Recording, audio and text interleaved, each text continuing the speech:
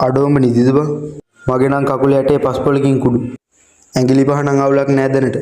අත් දෙක හිටපු ගමන් පිස්සු කෙලිනවා. අතපය හතර පිස්සු කෙලනවා නම් නිදාගන්න මගුල කියවන්න. දඟලනවා බං මොකද කරන්නේ? හැබැයි නැගිටලා આવොත් නම් කඩනවා තෝගේ අඬු ටික. අඩෝ අත ඔලුවට එනවනේ. ඒ අඩෝ ඒ පාර අත් දෙකෙන් තටු ඇවිල්ලා බං. මම මාර චරිතයක්. ඒ පාර මොකද බං දඟර කණුවෙක් ගාලා වගේ දඟලන. දඟර පණුවෙක් ගාලා නෙවෙයි අකෝ මං හිතන්නේ ඩෙන්ගු මදුරු. කියලා මලියයිනේ. ඇයි බං බය වෙලා වගේ?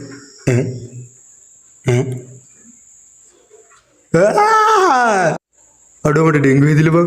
තොට දෙංගු නීච වෙලා. හෙලෝ 9910. මේ පුතේ මාව මරන්න එපා. ඒ ලොක්ක බය වෙලා ඉන්නේ මොකක් හරි කරපන්. මම මොනා කරන්නද? ලලා මල මගුලේ ලොක්ක වැටුණා. මං හිතන්නේ ලොක්ක වලකජ්ජ ගෙව්වා. වරෙන් පැන ගන්න මං ජනේලේ අරින්නම්. යකෝ ඇයි ජනේලෙට ඇරියේ?